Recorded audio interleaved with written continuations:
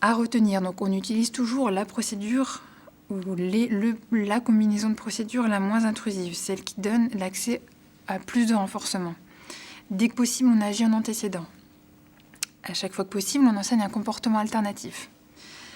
On pense à ce qu'on appelle à manipuler la motivation, c'est-à-dire à diminuer l'effort à s'engager dans des comportements appropriés, voilà, en donnant toutes les aides nécessaires, en graduant bien la difficulté, en augmentant l'effort à s'engager dans des comportements inappropriés, et puis on donne des conséquences en fonction de la gravité du comportement. On est attentif aux précurseurs des troubles du comportement pour agir immédiatement en conséquence et ne pas attendre une escalade du comportement des filles. Et puis, donc, il existe une multitude là, de stratégies antécédentes et en conséquence qui ont été présentées. Et le choix, il va se faire selon plein de paramètres. Ce qu'on va décider de mettre en place, ça va se faire selon plein de paramètres parce que ça dépend du niveau de l'enfant.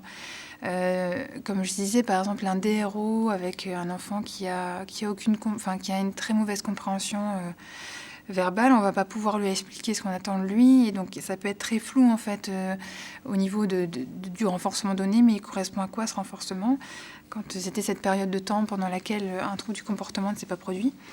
Donc il y a des choses comme ça, voilà, selon le niveau de l'enfant, on ne va vraiment pas donner les mêmes réponses, et on verra dans le 3e module que pour des enfants qui ont un niveau plus avancé, on peut encore avoir recours à un ensemble de stratégies qui n'ont pas été présentées encore là, notamment les économies jetons, l'autogestion. Quand on est avec un groupe classe avec des enfants qui ont une bonne compréhension, on peut mettre en place donc des contingences de groupe. Enfin voilà, il y a encore vraiment d'autres procédures possibles.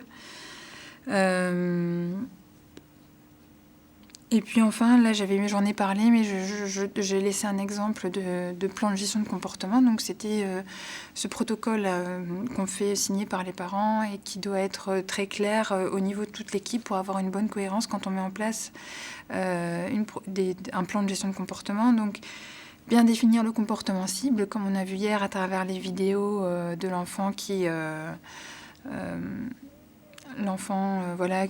mettait les objets en bouche, et puis l'autre enfant qui déambulait, donc bien définir, voilà, donc nommer notre comportement, le définir, ce qui est proche mais exclut notre objectif. Est-ce qu'on veut une diminution? Est-ce qu'on veut une disparition du trouble du comportement?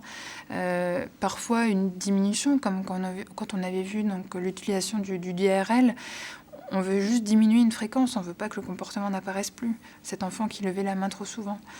En revanche, il y a des comportements qui sont juste inacceptables, et on va souhaiter qu'un enfant arrête de se taper la tête, parce que on ne peut pas dire que c'est un succès si on a réussi à réduire de 80%. S'il continue de se taper la tête, non, c'est pas un succès. Il faut continuer à soit évaluer, peut-être qu'on n'a pas bien évalué, est-ce qu'on a bien mis en place, il y a plein de paramètres encore, il y a encore plein de choses à faire pour arriver vraiment à une disparition du comportement.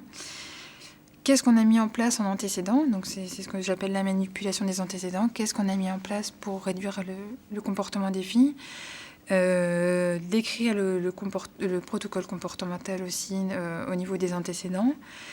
Comment on va pouvoir estomper notre intervention au niveau des conséquences, sur le protocole comportemental. Comment on va pouvoir estomper notre procédure au niveau des conséquences. Et puis, comment on va faire en sorte que, dans le temps, cette réduction du comportement perdure et qu'elle soit généralisée à tous les environnements, avec toutes les personnes. Et bien préciser notre système de collecte de données qui va nous permettre d'évaluer de manière objective si vraiment on a une diminution réelle des troubles du comportement. Ma présentation sur la gestion des conséquences pour les troubles du comportement est à présent terminée. Je vous remercie pour votre attention. Vous pouvez trouver des informations complémentaires et d'autres ressources sur mon site, donc www.ted-aba.fr.